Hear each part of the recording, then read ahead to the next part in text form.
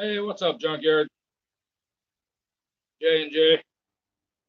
I'm just out here in my shop. Said I'd try a little live stream, see how it works. I don't know if it's going to work at all. It may not.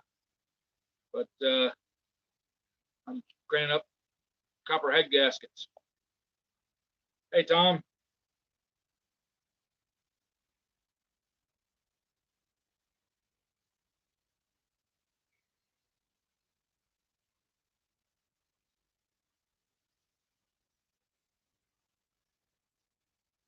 I just seen the notification saying that you made it up there.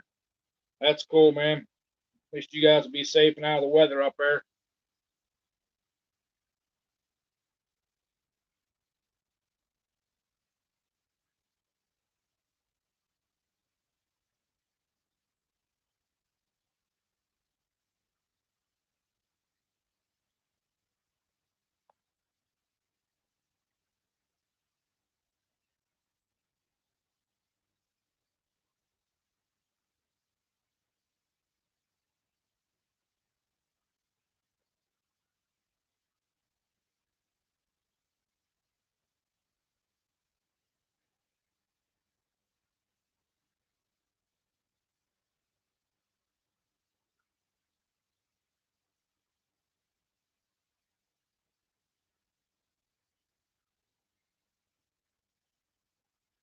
Sam, you haul the four-legged kids up there too?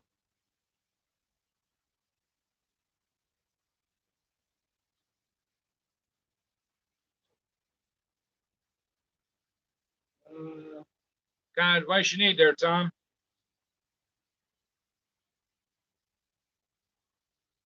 I'll help you the best I can.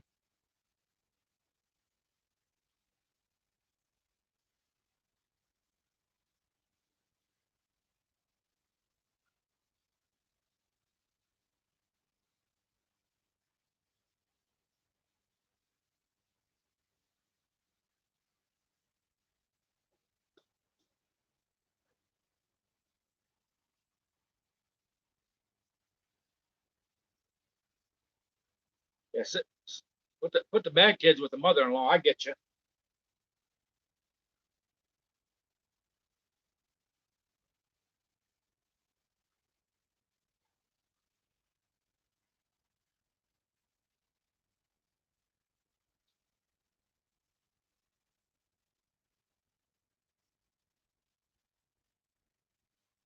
Now, Tom, that red or yellow spring, it depends on what you're running for an engine, man.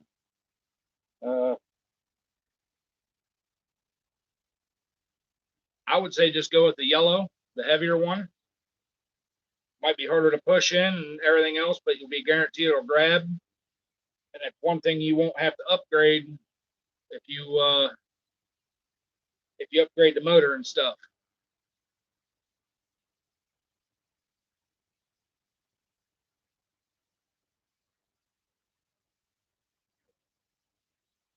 The other piece of advice I can give you on the clutch is make sure your alignment's dead nuts on, man, or as close as you can get to being on.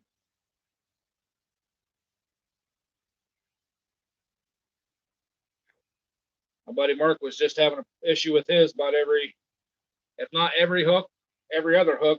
He was breaking one of the two bolts in his coupler in the back.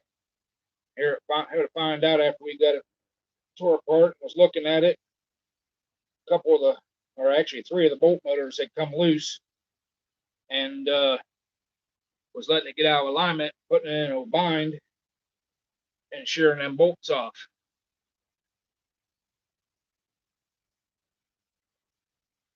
But for my money, I would go with the yellow spring.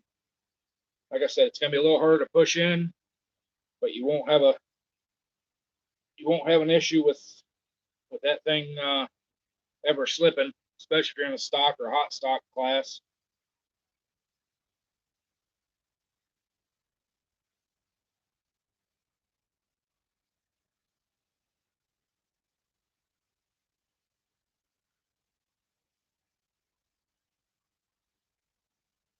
If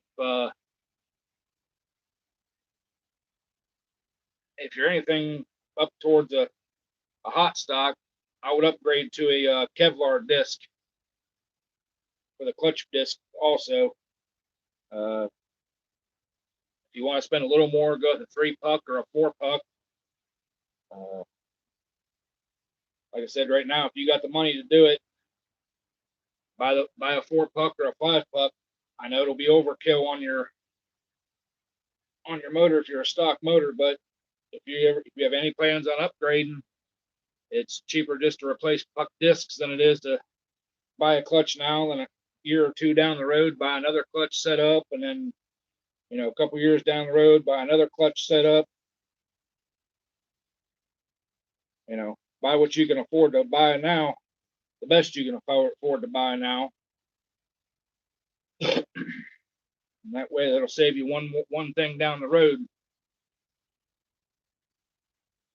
More money you can put into your motor or chassis or whatever.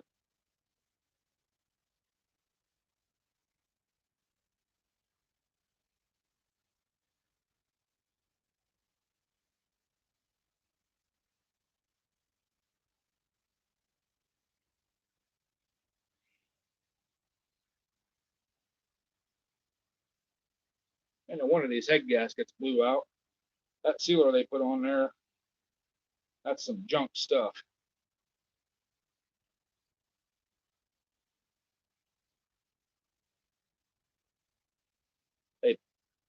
These head gaskets I use, first time I used this variety here,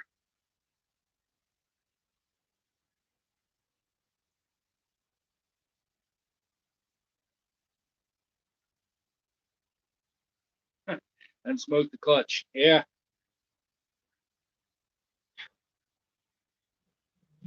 When you put them bolts in that coupler, what I do is I get a bolt that has a shoulder that's long enough that the shoulder will protrude through the coupler a little bit, and then I use nylon lock nuts on mine, and let that bolt float in there.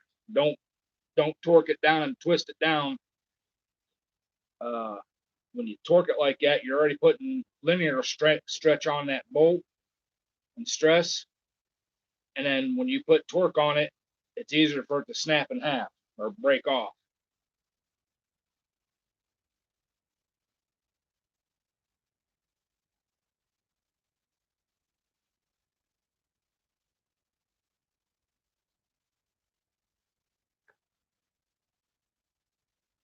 Train museum, yeah. I'm all about the steam engines, man.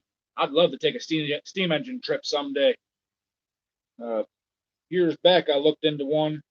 They got one. I think it's either in Oregon or Washington State or somewhere out that way. It goes up into Canada. It's like a 4-day or 5-day trip. It's a couple grand for a sleeping car, but I think it'd be well worth it.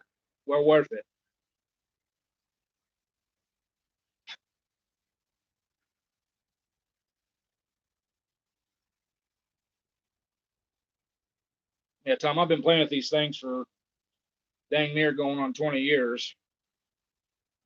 Built my very first one. It was an old Sears belt drive. I still got it over in the corner. You can't see it from here, but I ran that one for a few years and then moved up to a Ward, which is a Gilson. I love that tractor. I'm actually thinking about getting it back out for next year, playing the stock class with it again. But anything I tell you, man, I've done it from experience. It's not bullshit.